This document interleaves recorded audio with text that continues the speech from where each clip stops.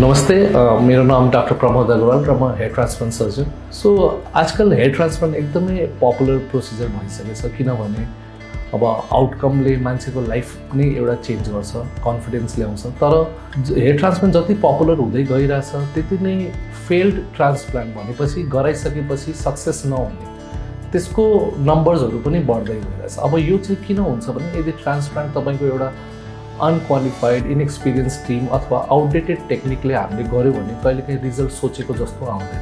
त्यसैले म एउटा आज केस डिस्कस गर्न गइरहेको छु। हामी कहाँ एकजना 35 इयर्स ओल्ड मेल आउनु भएको थियो।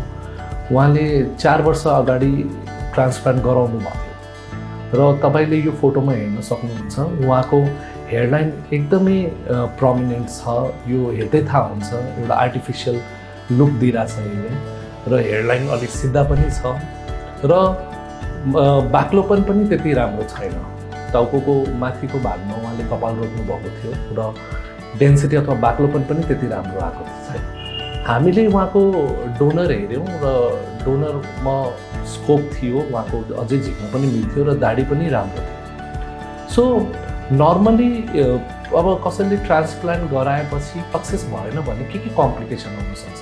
अब कम्प्लिकेसन मुख्य गरी आउने भनेको तपाईँको अननेचुरल लुक, जस्तै अननेचुरल हेयरलाइन हुनसक्छ, तपाईँको डेन्सिटी राम्रो नहुनसक्छ होइन। र कहिलेकाहीँ कस्तो हुन्छ भने अब अलि ठुलो साइजको पन्चहरू निडलहरू युज गऱ्यो भने रोपेको भागमा झिकेको भागमा खत पनि बस्न सक्छ। सो हामीले यो केसलाई कसरी अप्रोच गऱ्यौँ भने उहाँले पहिला गराएपछि फेल भइसकेपछि उहाँलाई अलिकति ट्रस्ट इस्युजहरू थियो। हामीले उहाँलाई अलिकति राम्रै काउन्सिलिङ गऱ्यौँ। उहाँलाई भन्यौँ कि तपाईँको अहिले पनि डोनर एरियाबाट झिकेर हामीले यो धेरै हदसम्म इम्प्रुभ गर्न सक्छौँ है।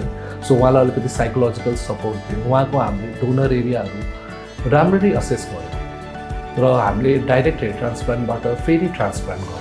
सो हामीले उहाँको हेयरलाइनलाई एज अप्रोप्रिएट र फेस अप्रोप्रिएट गरेर एउटा डिजाइन गऱ्यौँ र उहाँको अगाडि हेयरलाइनतिर केही कपालहरू एब्नर्मल डाइरेक्सनमा फर्केको थियो र हामीले त्यो कपालहरू पनि झिक्यौँ। तपाईँले यो फोटोमा हेर्न सक्नुहुन्छ। हामीले साइडबाट केही ग्राफ्टहरू झिकेको छौँ। त्यो झिकेको ग्राफ्ट हामीले अरू ठाउँमा युज गऱ्यौँ र हामीले टप पार्टमा जहाँ उहाँको डेन्सिटीले पनि चित्त बुझेको थिएन त्यहाँ हामीले डेन्सिटी पनि थप्यौँ। सो डोनरको कुरा गर्ने हो भने हामीले लगभग 3800 ग्राफ्ट चाहिँ स्क्याल्प डोनरबाट नै झिक्यौँ र त्योभन्दा बढी चाहिँ हामीले झिकेनौँ, किनभने अझै बढी झिक्दा चाहिँ डोनर एरिया पातलो हुनसक्छ जस्तो लाग्यो र 700 ग्राफ्ट जति हामीले दाढीबाट झिक्यौँ र हामीले ग्राफ्टको सर्भाइभललाई इम्प्रुभ गर्नको लागि पिआरपी सेसन्सहरू पनि गऱ्यौँ। सो तपाईँले हेर्न सक्नुहुन्छ आफ्टर 7 मन्थ्स यो रिजल्ट उहाँको हेयरलाइन एकदम नेचुरल देखिरहेछ र डेन्सिटी पनि एकदम नेचुरल छ र तपाईँलाई मैले डोनर एरिया पनि देखाउँछु। पछाडिबाट डोनर एरियाको पनि लुक्स एकदम प्रिजर्भ छ र दाढीमा पनि केही खतहरू बसेको छैन, अलिकति दाढी पातलो चाहिँ भएको छ। यो केसबाट हामीले के मेसेज लिन सक्छौँ भने कि सबै ट्रान्सप्लान्ट एउटै हुँदैन। एउटा राम्रो ट्रान्सप्लान्ट भनेको नेचुरल हुनुपर्छ र नेचुरल रिजल्ट्स दिनको लागि तपाईँले एउटा क्वालिफाइड एक्सपिरियन्स टिमबाट नै ट्रान्सप्लान्ट गराउनुपर्छ। पेसेन्टहरू हाम्रोमा आउँछ र उनीहरू खास ट्रान्सप्लान्ट गर्न धेरै क्लिनिकहरू जान्छन् र ट्रान्सप्लान्टको बारेमा धेरै नबुझेर उनीहरूले प्राइस मात्र कम्पेयर गर्छ अथवा टेक्निकहरू मात्र कम्पेयर गर्छ।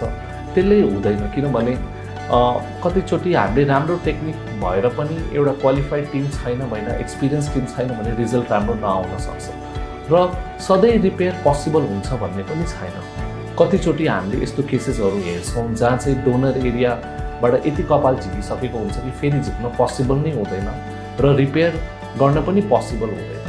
सो तपाईँले एउटा नराम्रो ट्रान्सप्लान्टबाट समय पैसा मात्र लुज गर्नु हुँदैन, कहिलेकाहीँ भ्यालुएबल डोनर एरिया पनि लुज गर्न सक्नुहुन्छ। त्यसैले तपाईँले आफ्नो हेयर ट्रान्सप्लान्ट सर्जनको सेलेक्सन चाहिँ अलि राम्ररी गर्नुपर्छ। Thank you. फोलिड्रम कन्फिडेन्सको लागि no compromise, globally trusted hair transplant experts.